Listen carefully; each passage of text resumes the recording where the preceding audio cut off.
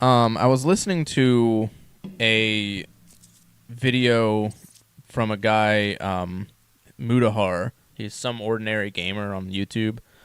He covers a lot of stuff, and he does really, really like good like investigative journalism and like just regular, just like talking about random stuff.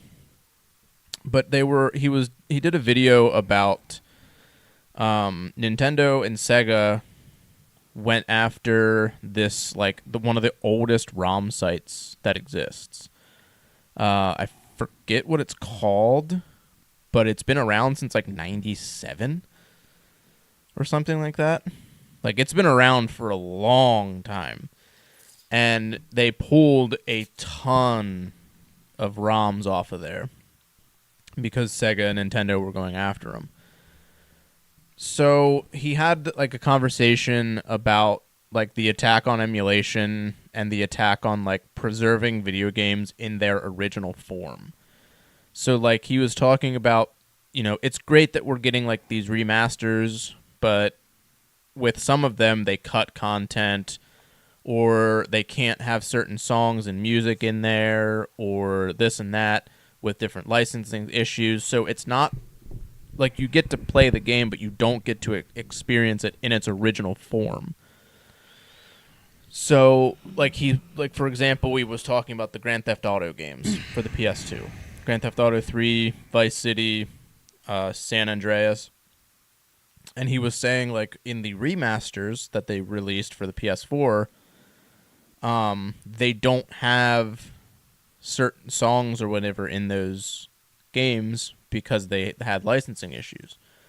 So you don't, and they had a ton of bugs and stuff. Like, it was really bad when it first came out. I think they smoothed it all out. But he said he'd rather play them in their original form rather than, playing the remaster.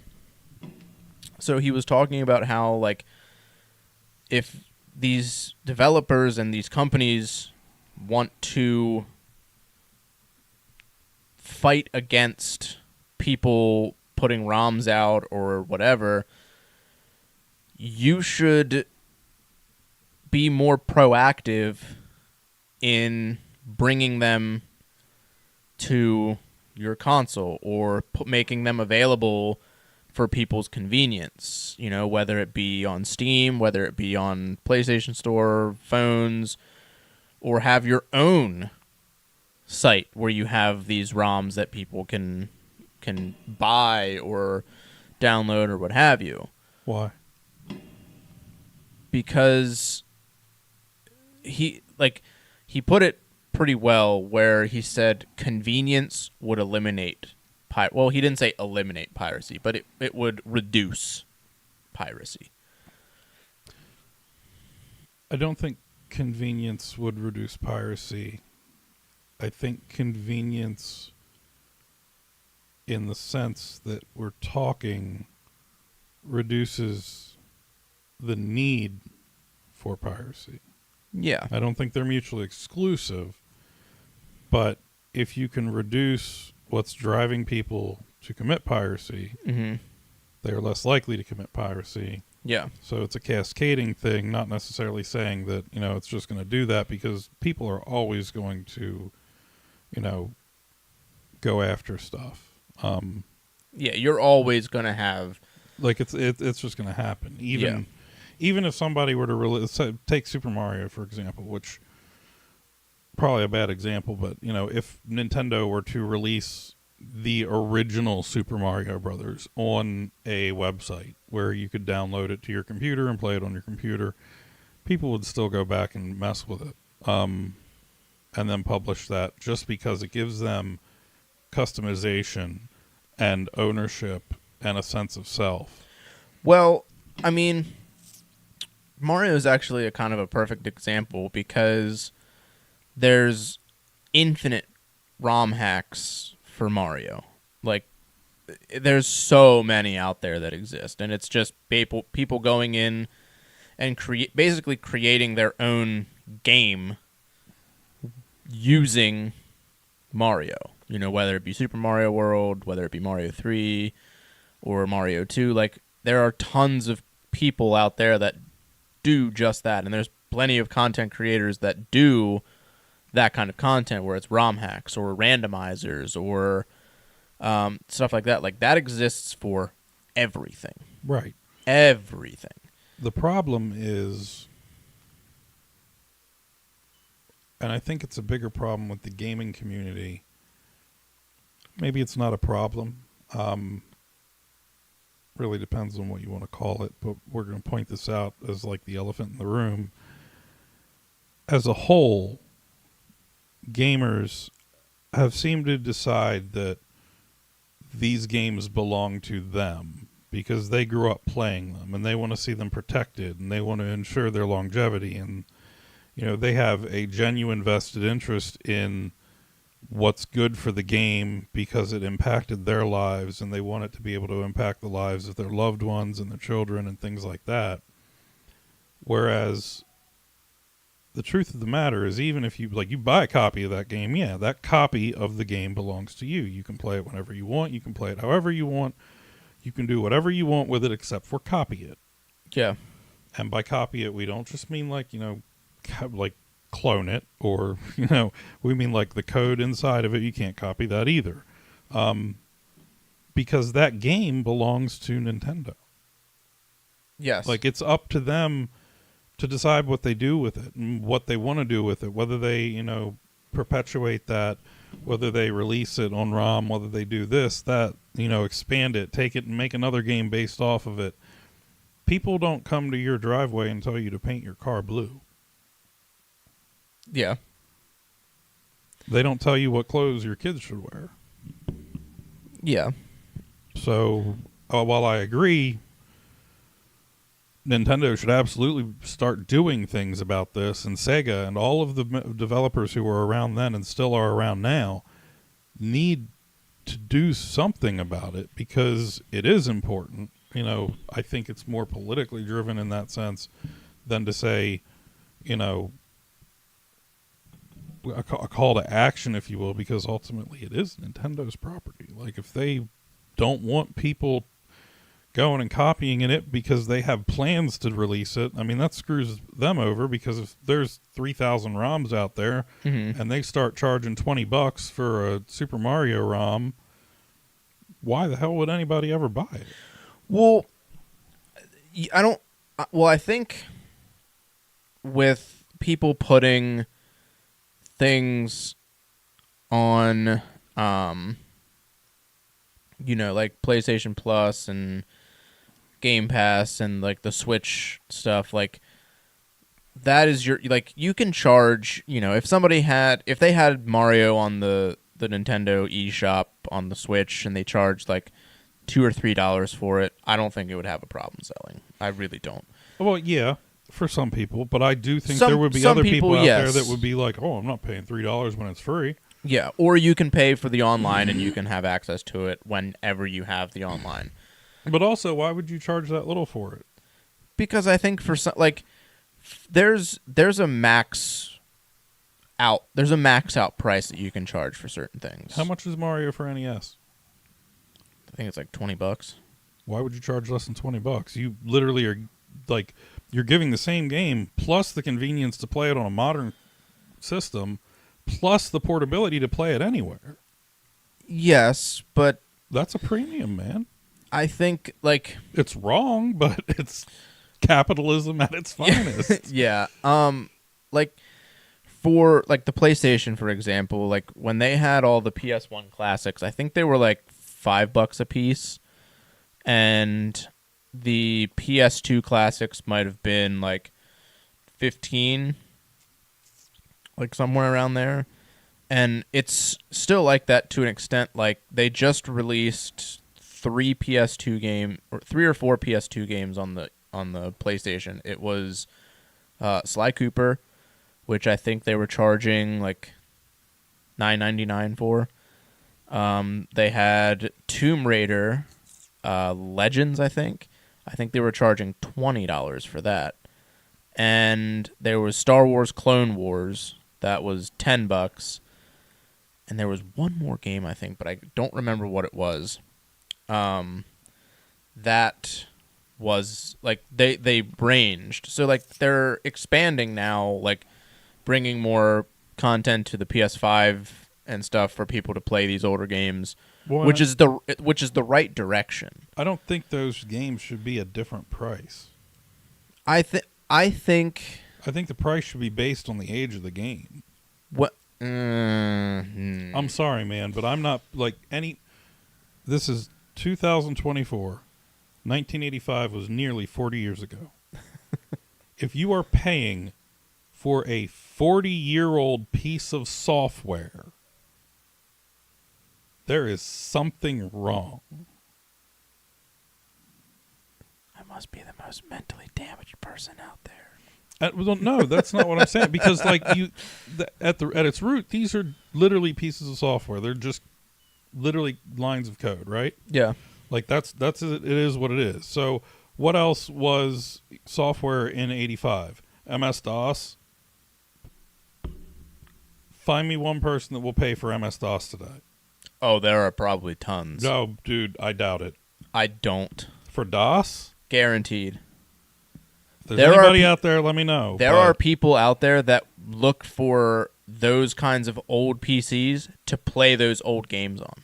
No. I'm not talking about the equipment. I'm talking about the operating system on that thing. Well, if you're building the system, you can't build it.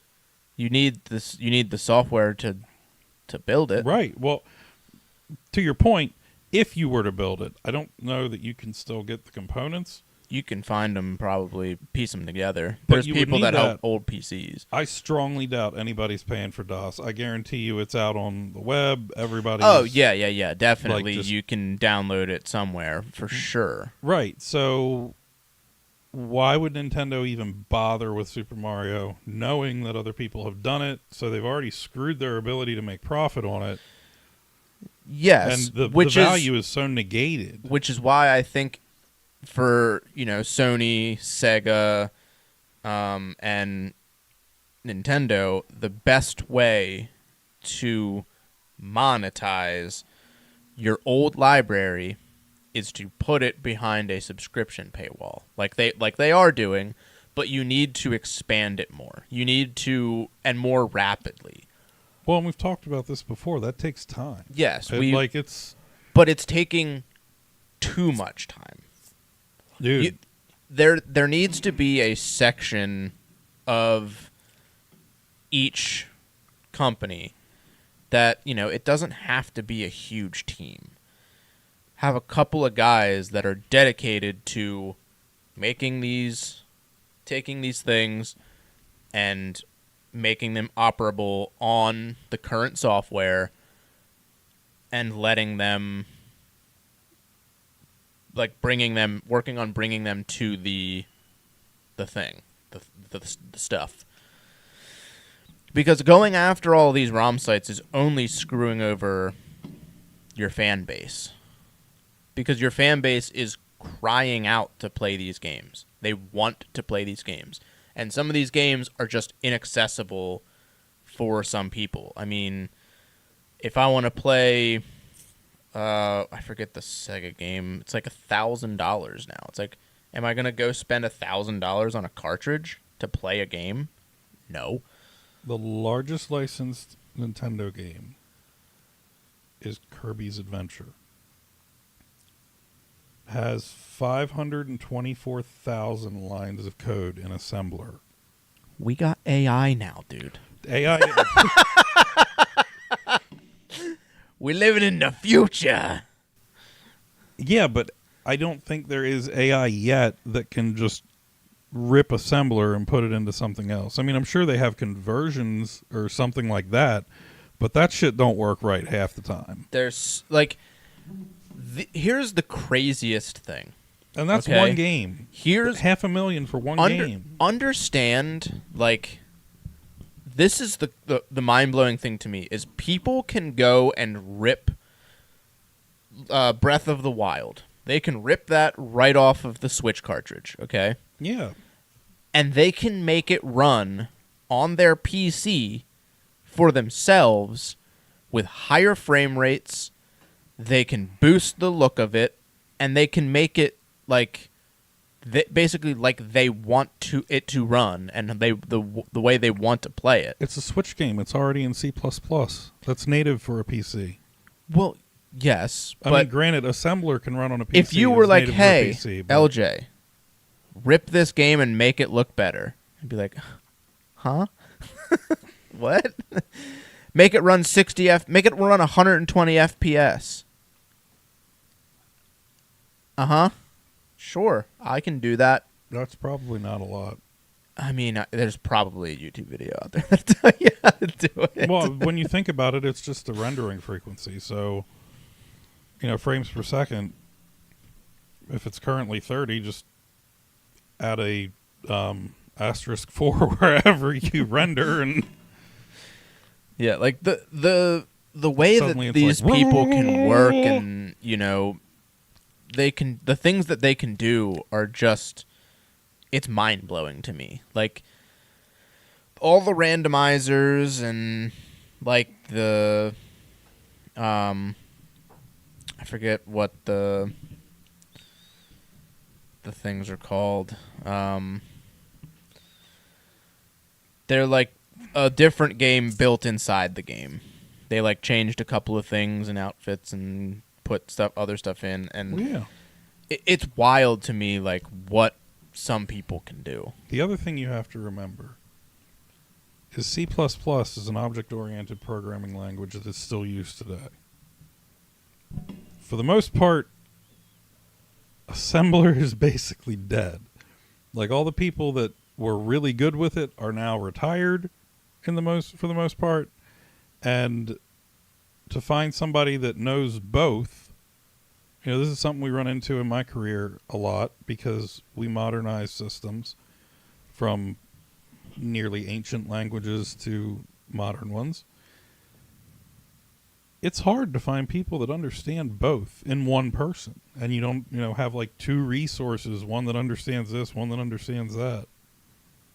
It's a rarity. It's unfortunate because they don't teach it. I mean, Hewlett-Packard back in 2015 started this program for legacy software, so that way people who were fresh out of college in software engineering or computer science learned this, language that was made in 1959 because they needed to be able to understand it so they could upgrade it. So it's not it's an easy problem, but at a resource perspective, it is not as easy as it seems. I guess, but if they want to go after all these people, if they wanted to do it, they could do it. Exactly. If they wanted to do it, they could do it. They'd find a way to do it. But it doesn't make sense. It just, I don't know. I don't get it. So I told you how many lines of code are in Kirby's Adventure. How many was it? 524,000. Right. How many lines of code are in Pong? I don't know. None. None? Pong was strictly logic chips. There was no code at all. Interesting. Interesting.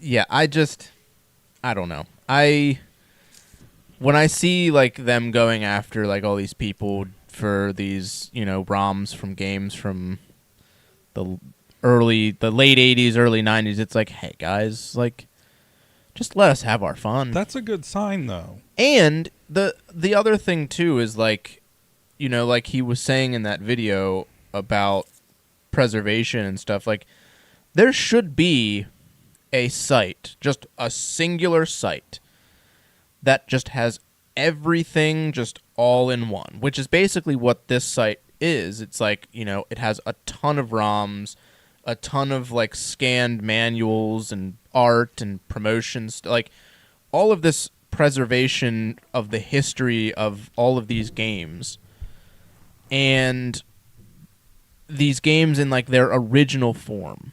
So one, they knew this was coming. I promise you. They you don't put that stuff up there and you're like, oh, it'll be fine.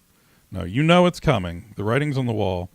Two, Nintendo, the fact that they are going after people tells me that it's in their mind.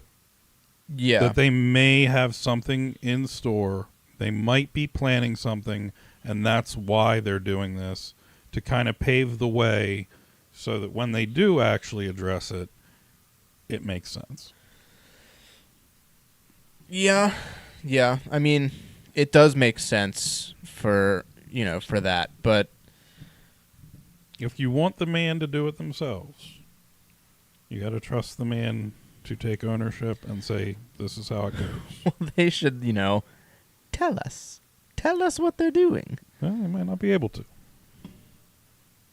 Yo, it might. About to lay the smackdown on them here. I don't know if there's a language barrier. I mean,